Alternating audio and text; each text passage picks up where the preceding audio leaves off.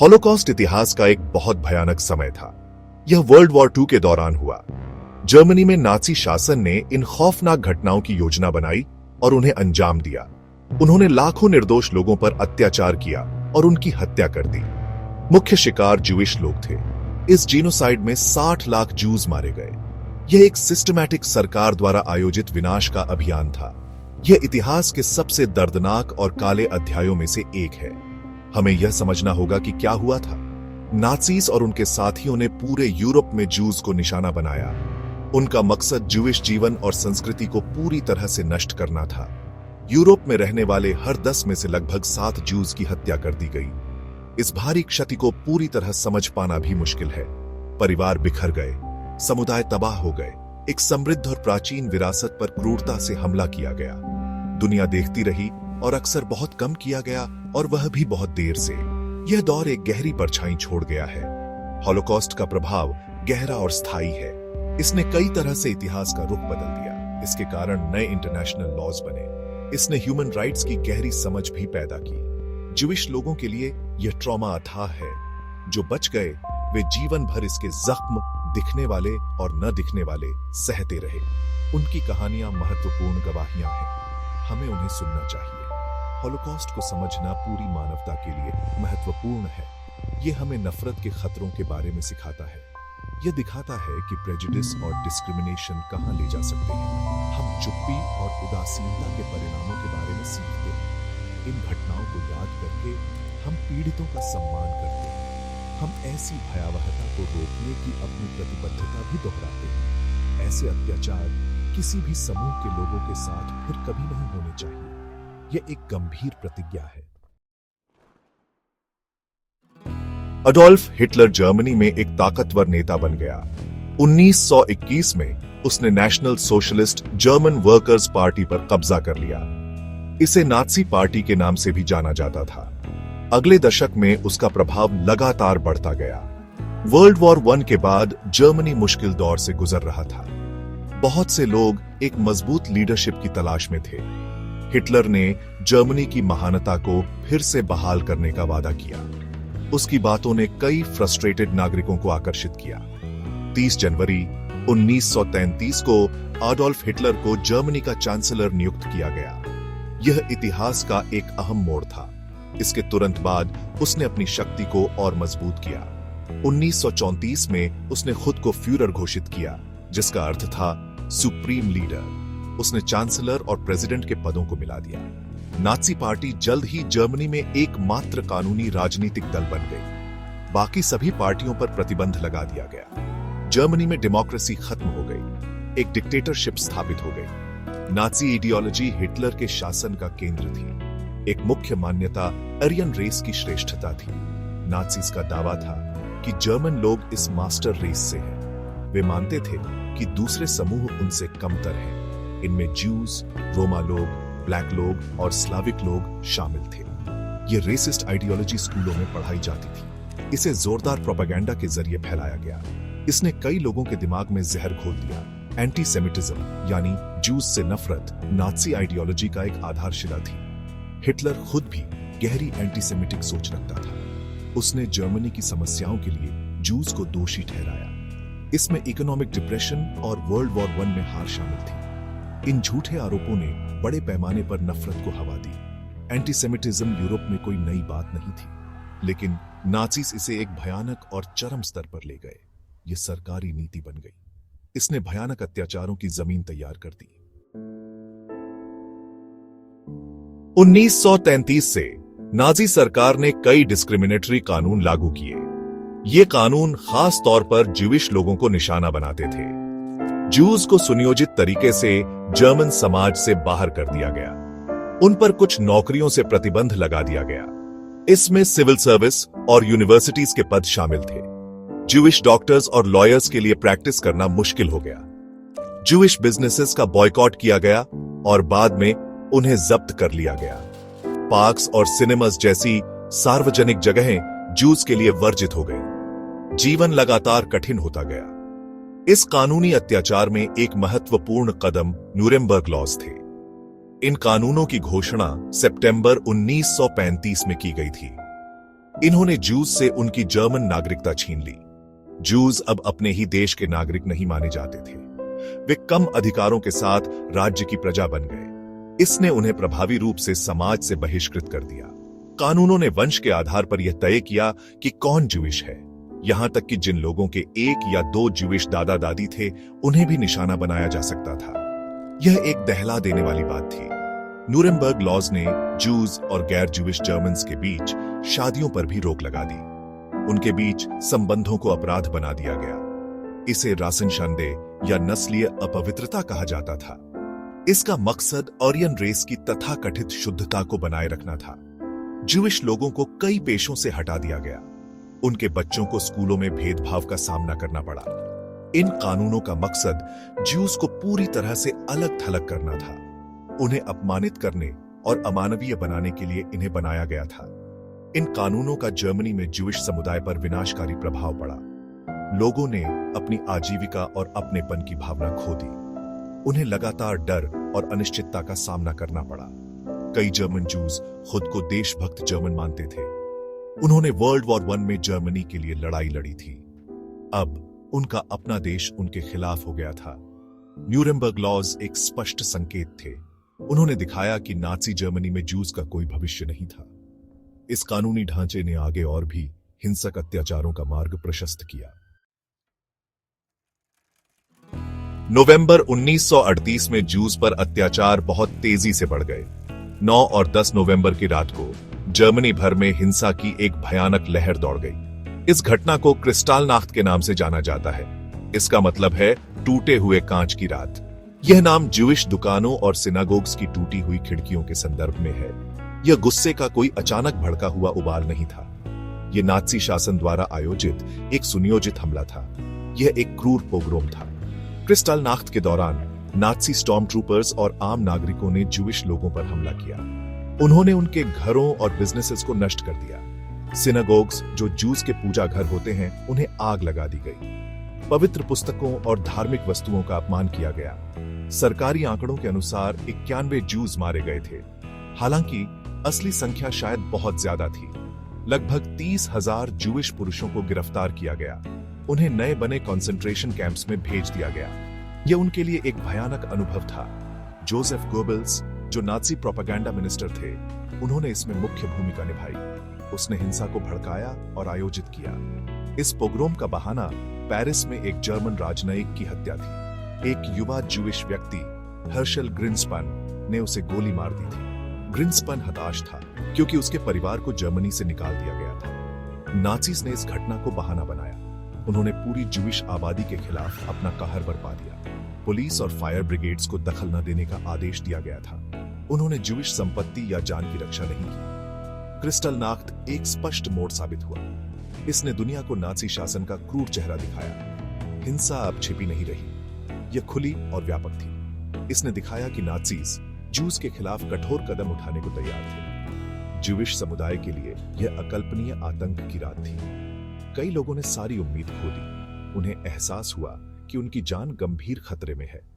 Night of broken glass ने खिड़कियों से कहीं ज्यादा चीजें तोड़ी। इसने सुरक्षा के भ्रम को चकनाचूर कर दिया। सेक्शन 5, द फाइनल सॉल्यूशन, नरसंहार का एक ब्लूप्रिंट। 1940 के दशक की शुरुआत तक नाजी लीडरशिप ने एक खौफनाक फैसला लिया। उन्होंने उसे लागू करने का फैसला किया जिसे वे ज्यूइश क्वेश्चन का फाइनल सॉल्यूशन कहते थे। यह एक यूफेमिज्म था, यानी किसी भयानक चीज के लिए एक हल्का शब्द। द फाइनल सॉल्यूशन एक गुप्त योजना थी। इसका उद्देश्य यूरोप के सभी ज्यूइश लोगों का सुनियोजित और पूर्ण विनाश था। यह एक अभूतपूर्व पैमाने पर जीनोसाइड था। यह एक पूरी आबादी को मिटा देने का एक जानबूझकर और सोचा समझा प्रयास था। इस योजना का लक्ष्य लगभग 11 मिलियन जूस की हत्या करना था। इसमें उन देशों के जूस भी शामिल थे जिन पर जर्मनी का कब्जा था, और यहां तक कि न्यूट्रल देशों के जूस भी। नाजीज अपनी प्लानिंग में बहुत मेटिकुलस थे। उन्होंने इस सामूहिक हत्या को कोऑर्डिनेट करने के लिए कॉन्फ्रेंसेस आयोजित की। ऐसी ही एक बैठक जनवरी 1942 में वॉन्सी कॉन्फ्रेंस थी। उच्च पदस्थ नाजी अधिकारियों ने जीनोसाइड की लॉजिस्टिक्स पर चर्चा की। उन्होंने तय किया कि पूरे यूरोप से जूस को कैसे इकट्ठा किया जाए। उन्होंने योजना बनाई कि उन्हें मौत के घाट कैसे उतारा जाए। यह योजना रातों रात नहीं बनी थी। यह सालों से बढ़ती एंटीसेमिटिक नीतियों का नतीजा थी। इसकी शुरुआत भेदभाव और घृणित प्रोपेगेंडा से हुई। फिर ऐसे कानून आए जिन्होंने ज्यूज को उनके अधिकारों से वंचित कर दिया। फिर क्रिस्टलनाख्त जैसी हिंसा हुई और उन्हें जबरन गेटोस में भेज दिया गया। द फाइनल सॉल्यूशन सबसे अंतिम, सबसे भयानक चरण था। ये नाज़ी शासन की नस्लीय शुद्धता के प्रति प्रतिबद्धता को दर्शाता था। उनका मानना था कि यह ज्यूइश लोगों को खत्म करके ही हासिल किया जा सकता है। यह विचारधारा बेहद शैतानी थी। द फाइनल सॉल्यूशन को लागू करने में जर्मन राज्य के कई हिस्से शामिल थे। एसएस, जो एक शक्तिशाली नाज़ी पैरामिलिट्री ऑर्गेनाइजेशन थी, मुख्य रूप से जिम्मेदार थी। लेकिन सेना, पुलिस और सिविलियन एडमिनिस्ट्रेटर्स ने भी अपनी भूमिकाएं निभाई। उन्होंने ज्यूज की पहचान करने, उनकी संपत्ति जब्त करने और उनके ट्रांसपोर्ट की व्यवस्था करने में मदद की। इस ऑपरेशन का पैमाना बहुत बड़ा था। इसके लिए भारी संगठन और संसाधनों की आवश्यकता थी। इस योजना का ठंडा, ब्यूरोक्रेटिक स्वभाव इसे और भी ज्यादा दहला देने वाला बनाता था। यह सामूहिक हत्या का एक फैक्ट्री जैसा तरीका था। सेक्शन 6, निराशा की दीवारें, गेटोज में जीवन और मृत्यु। सितंबर 1939 में जर्मनी के पोलैंड पर आक्रमण के बाद नाज़ीज ने गेटोज बनाना शुरू कर दिया। ये शहरों और कस्बों में अलग थलग किए गए इलाके थे। ज्यूइश लोगों को अपने घर छोड़ने के लिए मजबूर किया गया। उन्हें इन भीड़भाड़ वाले गेटोज में जाना पड़ा। गेटोज अक्सर दीवारों या बाड़ों से घिरे होते थे। गार्ड्स किसी को भी बिना इजाजत बाहर जाने से रोकते थे। पोलैंड में वॉर्सॉ गेटो सबसे बड़ा था। लाखों ज्यूज को एक छोटे से इलाके में ठूंस दिया गया था। यह एक जेल थी। गेटोस में रहने की स्थिति जानबूझकर भयानक बनाई गई थी। नाज़ीज द्वारा भोजन की आपूर्ति पर गंभीर रूप से रोक लगा दी गई थी। लोगों को भूखे मरने लायक राशन मिलता था। भूख लगातार बनी रहती थी। साफ पानी की कमी थी और सैनिटेशन बहुत खराब था। टाइफस और डिसेंट्री जैसी बीमारियां तेजी से फैली।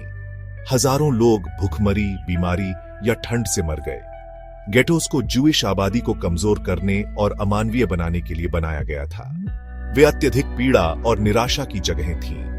भयानक परिस्थितियों के बावजूद ज्यूइश समुदायों ने अपनी गरिमा बनाए रखने की कोशिश की। उन्होंने बच्चों के लिए गुप्त स्कूल आयोजित किए। उन्होंने छिपकर धार्मिक सभाएं की। डॉक्टर्स और नर्सेज ने बहुत कम संसाधनों के साथ बीमारों की देखभाल करने की कोशिश की। यहां तक कि भूमिगत अखबार और सांस्कृतिक गतिविधियां भी थीं। प्रतिरोध के इन कार्यों ने लोगों को आध्यात्मिक रूप से जीवित रहने में मदद की। उन्होंने सबसे अंधेरे समय में भी मानवीय भावना की ताकत दिखाई। लेकिन रोजमर्रा की जिंदगी अस्तित्व के लिए एक निरंतर संघर्ष थी। गेटोज होल्डिंग एरियाज के तौर पर काम करते थे।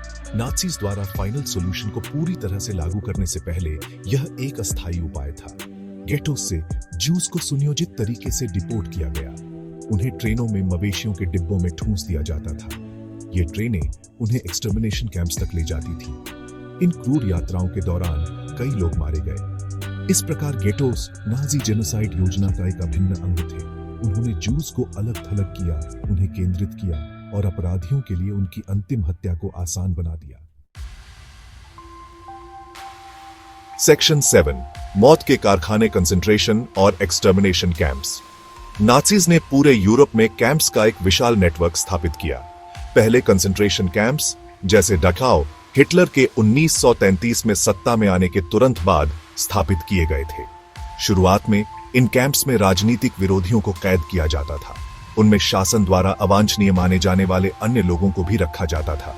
कंसंट्रेशन कैंप्स में कैदियों को क्रूर बर्ताव का सामना करना पड़ता था। उन्हें जबरन मजदूरी, भूखमरी और यातनाएं सहनी पड़ती थी। कई लोग थकावट या क्रूरता से मर गए। ये कैंप्स आतंक के हथियार थे। 1941 तक नाज़ीज ने एक्सटर्मिनेशन कैंप्स बनाना शुरू कर दिया। इन्हें डेथ कैंप्स भी कहा जाता था। इनका मुख्य उद्देश्य लोगों, खासकर ज्यूज की सुनियोजित सामूहिक हत्या करना था। 6 मुख्य एक्सटर्मिनेशन कैंप्स कब्जे वाले पोलैंड में स्थित थे। ये थे ऑश्विट्ज बिर्केनाउ, बेल्जेक, चेल्मनो, माइडानिक, सोबिबोर और ट्रेबलिंका। ऑश्विट्ज बिर्केनाउ सबसे बड़ा और सबसे कुख्यात था। लाखों ज्यूज को पूरे यूरोप से इन कैंप्स में लाया गया।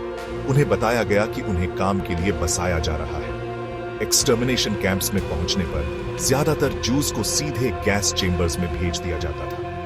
ये चेंबर्स शॉवर रूम्स के रूप में छिपाए गए थे। पीड़ितों को कपड़े उतारने के लिए मजबूर किया जाता था, फिर उन्हें अंदर बंद कर दिया जाता था। जहरीली गैस, आमतौर पर ज़ाइक्लोन बी, छोड़ी जाती थी, जो मिनटों में सभी को मार डालती थी। उनके शवों को फिर क्रीमेटोरियम में या खुले गड्ढों में जला दिया जाता था। कुछ कैदियों को जबरन मजदूरी के लिए चुना जाता था। वे तब तक काम करते थे जब तक वे थकावट से गिर न पड़े या मारे न जाए। हालात भयानक से भी परे थे। ये कैंप्स सचमुच मौत के कारखाने थे। पूरी प्रक्रिया इंडस्ट्रियलाइज्ड और एफिशिएंट थी। हत्याओं की संख्या को अधिकतम करने के लिए हर विस्तार की योजना बनाई गई थी। पीड़ितों के निजी सामान को छांटकर जर्मनी वापस भेज दिया जाता था। शवों से सोने के दांत निकाल लिए जाते थे। नाज़ीज़ ने मृतकों से भी मुनाफा कमाने की कोशिश की। इन कैंप्स में हत्या का पैमाना लगभग अकल्पनीय है। अकेले ऑश्विट्ज बिर्केनाउ में 10 लाख से ज्यादा लोगों की मौत हुई थी। ये कैंप्स नाज़ी शासन की परम दुष्टता का प्रतीक है। सेक्शन 8, अंधेरे के बाद सुबह, लिबरेशन और युद्ध का अंत।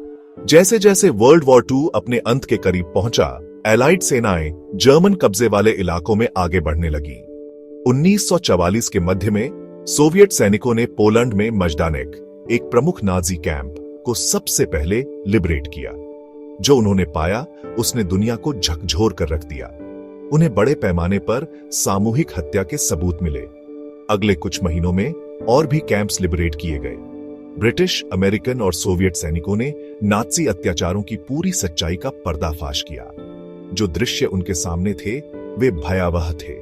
27 जनवरी 1945 को सोवियत सैनिकों ने ऑश्विट्ज बिर्केनाउ को लिबरेट किया। यह तारीख अब इंटरनेशनल हॉलोकॉस्ट रिमेम्बरेंस डे के रूप में मनाई जाती है। जब लिबरेटर्स पहुंचे तो उन्हें हजारों की संख्या में बेहद कमजोर बचे हुए लोग मिले। उन्हें लाशों के ढेर भी मिले। वहां गोदाम थे जो इंसानी बालों, जूतों और चश्मों से भरे थे। ये पीड़ितों के थे। सुनियोजित विनाश के सबूत जबरदस्त और अकाट्य थे। जिन सैनिकों ने कैंप्स को लिबरेट किया, वे जो कुछ उन्होंने देखा उससे गहरे तौर पर प्रभावित हुए। हार का सामना करते हुए नाज़ीज़ ने अपने अपराधों को छिपाने की कोशिश की। उन्होंने एक्सटर्मिनेशन कैंप्स को नष्ट करने का प्रयास किया। उन्होंने रिकॉर्ड्स नष्ट कर दिए और बचे हुए कैदियों को मार डाला। युद्ध के अंतिम महीनों में उन्होंने हजारों कैदियों को डेथ मार्चेस पर जाने के लिए मजबूर किया। कैदियों को आगे बढ़ती एलाइड सेनाओं से दूर भगाया गया। उन्हें क्रूर परिस्थितियों में जर्मनी के अंदरूनी हिस्सों में ले जाया गया। कई लोग भूखमरी, थकावट से मर गए, या अगर वे साथ नहीं चल पाते थे तो उन्हें गोली मार दी जाती थी। ये मार्चेस क्रूरता का अंतिम कार्य थे। एडोल्फ हिटलर ने 30 अप्रैल 1945 को बर्लिन में अपने बंकर में आत्महत्या कर ली। जर्मनी ने मई 1945 में एलाइज के सामने आत्मसमर्पण कर दिया, जिससे यूरोप में युद्ध समाप्त हो गया। नाज़ी पार्टी पर प्रतिबंध लगा दिया गया। कुछ उच्च पदस्थ नाज़ी नेताओं को पकड़ लिया गया। उन पर वॉर क्राइम्स और मानवता के खिलाफ अपराधों के लिए मुकदमा चलाया गया। सबसे प्रसिद्ध मुकदमे न्यूरेमबर्ग में हुए। हालांकि कई अपराधी न्याय से बच निकले। कुछ पर मुकदमा चलने से पहले ही मर गए, अन्य छिप गए। युद्ध की समाप्ति ने हॉलोकॉस्ट का तो अंत कर दिया, लेकिन बचे हुए लोगों के लिए यह बुरा सपना जीवित रहा। सेक्शन 9, ताकि हम भूले नहीं, हॉलोकॉस्ट की स्थायी विरासत। हॉलोकॉस्ट के बाद का समय अत्यधिक दुख और पुनर्निर्माण का दौर था। लाखों जानें जा चुकी थीं, पूरे समुदाय मिटा दिए गए थे। बचे हुए लोगों के सामने फिर से शुरुआत करने का कठिन काम था।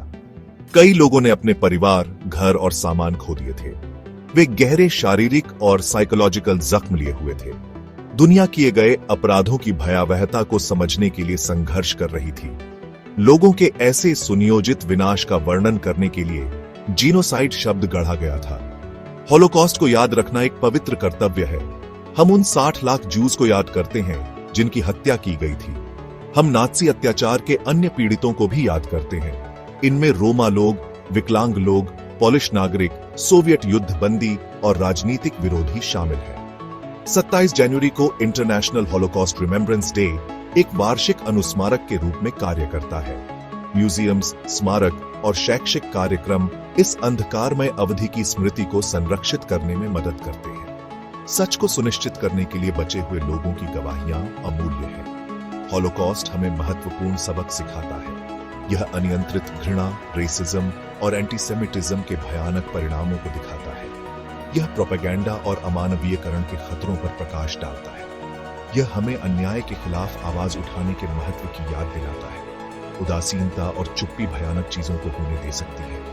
हम उन लोगों के साहस के बारे में सीखते हैं जिन्होंने विरोध किया। हम उन लोगों की करुणा के बारे में भी सीखते हैं जिन्होंने दूसरों को बचाने के लिए अपनी जान जोखिम में डाली। यह सबक शाश्वत है। नेवर अगेन की प्रतिज्ञा सिर्फ शब्दों से कहीं ज्यादा होनी चाहिए। इसके लिए निरंतर सतर्कता और कार्रवाई की आवश्यकता है। हमें आने वाली पीढ़ियों को हॉलोकॉस्ट के बारे में शिक्षित करना चाहिए। हमें प्रेजुडिस और डिस्क्रिमिनेशन को चुनौती देनी चाहिए, चाहे वे कहीं भी दिखाई दें। सहिष्णुता, समझ और ह्यूमन राइट्स के प्रति सम्मान को बढ़ावा देना आवश्यक है। अतीत को याद करके हम एक ऐसे भविष्य की ओर काम कर सकते हैं जहां ऐसे अत्याचार असंभव हो। हॉलोकॉस्ट की स्मृति हमें सभी के लिए एक बेहतर, अधिक मानवीय दुनिया बनाने के लिए प्रेरित करती है। यह हमारी साझा जिम्मेदारी है।